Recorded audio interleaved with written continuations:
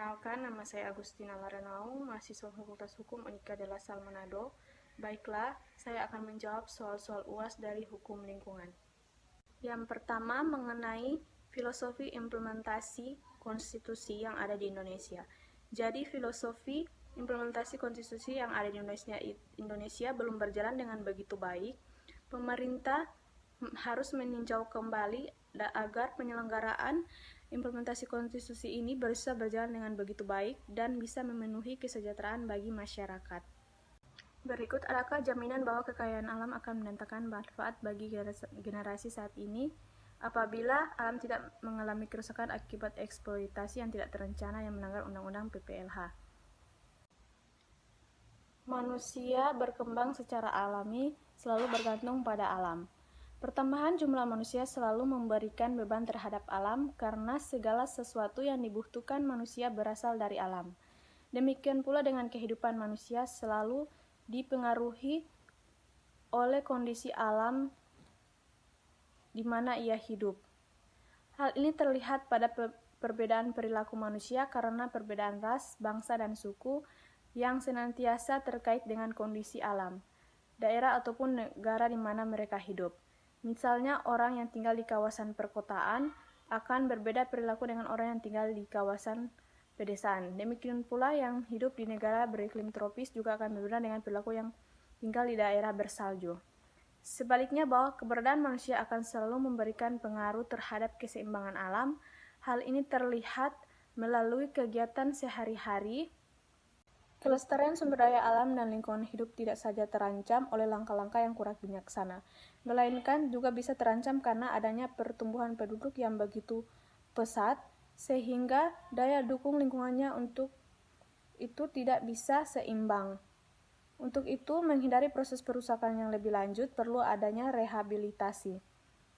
Dalam hal ini, pemerintah perlu melakukan kerjasama dengan dunia usaha, lembaga swadaya masyarakat, ahli teknologi, kelompok-kelompok masyarakat setempat, penduduk asli, pemerintah setempat, dan publik guna menciptakan kebijaksanaan jangka panjang lagi bagi pengelolaan dan pelestarian hutan untuk setiap kawasan hutan di daerah aliran sungai.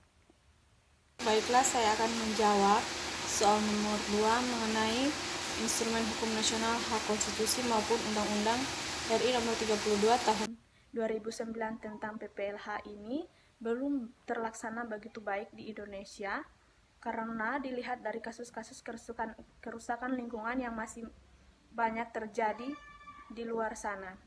Yang satu faktor yang penyebabnya adalah karena masalah kerusakan lingkungan yang selalu dianggap sepele. Yang kedua, faktor hukumnya sendiri dalam hal ini dibatasi pada undang-undang saja. Yang ketiga, faktor penegak hukum, yakni pihak-pihak yang membentuk maupun menerapkan hukum. Yang keempat, faktor sarana atau fasilitas yang mendukung penegak hukum.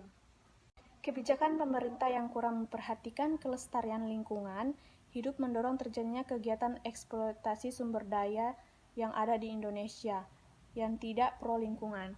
Maka dari itu, selain pemerintah, perlu adanya kerjasama dengan masyarakat dalam melestarikan serta menggunakan sumber kekayaan alam yang ada di Indonesia dan memanfaatkannya secara sebaik-baiknya.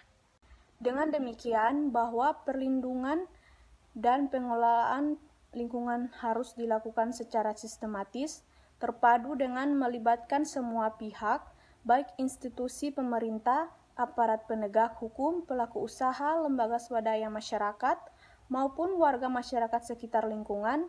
Dengan demikian, maka penegakan hukum dalam rangka perlindungan lingkungan hidup guna mengatasi permasalahan lingkungan hidup dapat dilakukan baik secara preventif maupun represif. Baiklah, saya akan menjawab soal nomor 3.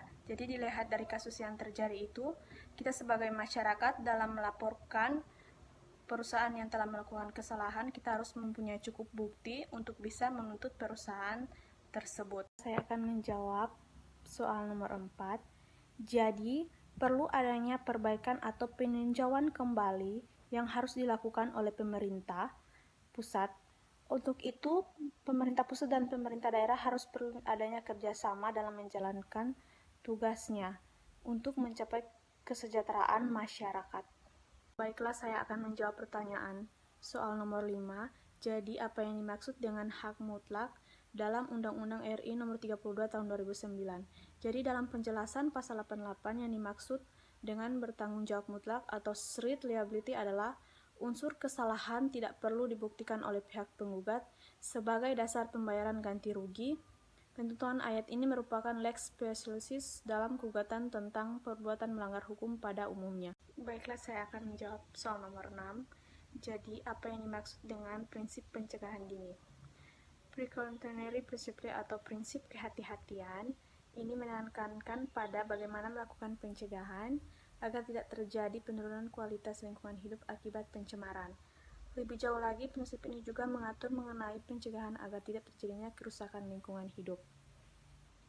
Penerapan prinsip kehati-hatian ini dalam pengelolaan limbah B3 di Indonesia, prinsip kehati-hatian ini mencerminkan pemikiran tentang tindakan sebelum kerugian akibat pencemaran atau pengrusakan terhadap lingkungan timbul dan juga sebelum bukti ilmiah konklusif diperoleh.